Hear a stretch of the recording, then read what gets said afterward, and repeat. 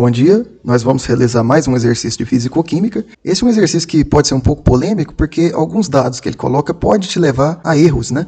Os meus alunos, normalmente, eles confundem muito esse exercício, então eu resolvi trazer ele aqui para vocês. Ele diz assim que um aluno foi fazer uma experiência para determinar R, né, a constante dos gases perfeitos. E aí ele colocou um recipiente de 20 litros, né, 20 decímetros cúbicos, cheio de 0,25132 gramas de hélio gasoso. Esse hélio estava a 500 graus e ele mediu a pressão num manômetro de água. O manômetro, a temperatura da água estava a 25 graus. E aí a coluna que subiu foi de 206,402 centímetros. Então ele pede para você calcular o valor de R a partir desses dados, tá? Ele dá a massa específica da água naquela temperatura. E aqui ele diz que a construção do manômetro foi descrita no exercício 1.6. Olha, foi descrita as linhas gerais, mas nesse exercício aqui ele considera que esse manômetro está fechado. É aí que a maioria dos nossos alunos costuma confundir.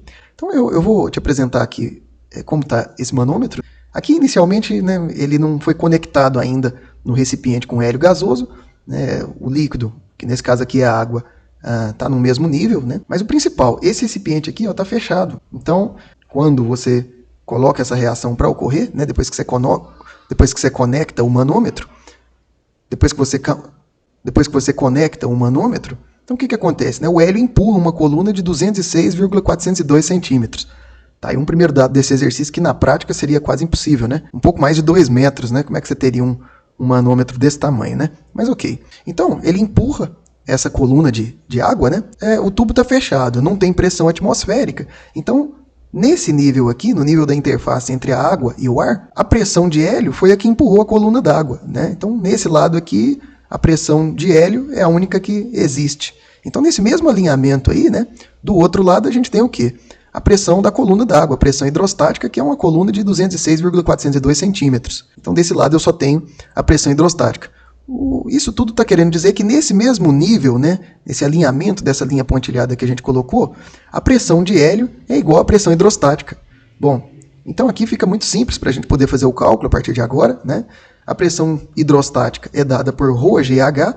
A gente precisa lembrar que a gente vai usar essas unidades no sistema internacional. E um outro detalhe muito importante, para a gente calcular um R com um número de casas adequado, né? Você pode ver que no exercício ele usa 5 algarismos significativos. Então nós vamos trabalhar sempre com 5 algarismos significativos. Aqui a gente usou a densidade 997,07 porque a gente converteu de gramas por centímetro cúbico para quilos por metro cúbico. Basta multiplicar por 1000. Então, 997,07. E aqui a gravidade, normalmente a aceleração da gravidade a gente trabalha só 9,8. Só que como em todo o exercício ele usou 5 algarismos significativos, nós vamos colocar esse dado também com 5 algarismos significativos. O livro do Atkins e de Paula, na primeira folha dele, ele coloca essa constante aqui com vários algarismos significativos. E a altura, né? Essa altura precisa ser em metros, né? Como ele colocou 206,402 centímetros. Passando para metros, a gente tem 2,06402. E fazendo esse cálculo, né, a gente encontra que a pressão do hélio é 20.182 Pascal. Lembrando que aqui a gente arredondou também para ter também 5 algarismos significativos.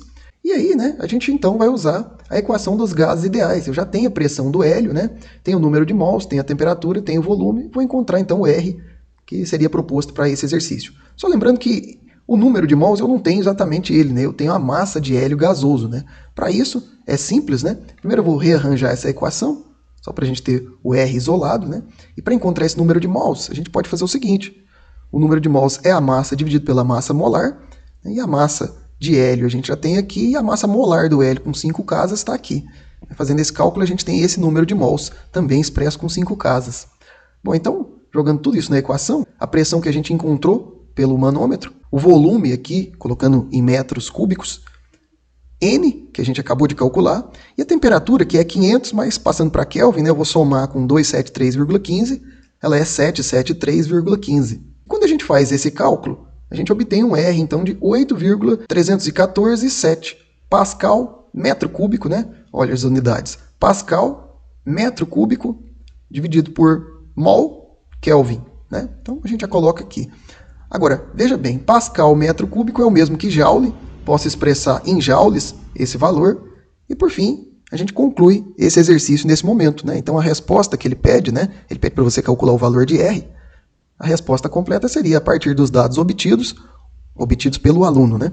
O valor de R é 8,314,7 joules por Kelvin por mol. Bom, qual que seria a proposta desse exercício, então? Exercitar conceitos de hidrostática. É uma maneira de apresentar como você determina a constante universal dos gases. Minha opinião nesse momento é uma maneira muito ruim. Primeiro, porque o hélio estando a 500 graus Celsius, quando ele entra em contato com aquela água do termômetro, e ele vai entrar em contato nesse tipo de medida, ele já vai transferir muito calor, então isso não vai se manter facilmente. E outra, né, que manômetro em U, né, você tem ali um comprimento de 2 metros. Isso aqui seria muito mais simples se o estudante tivesse usado mercúrio, por exemplo. Ele tem uma densidade quase 13 vezes maior, né? Seria muito mais simples. Mas enfim, não deixa de ser uma maneira de você determinar a constante dos gases e também para você fazer operações com 5 algarismos significativos, você exercitar esse conceito que é considerado básico também. Bom, obrigado a todos e um abraço.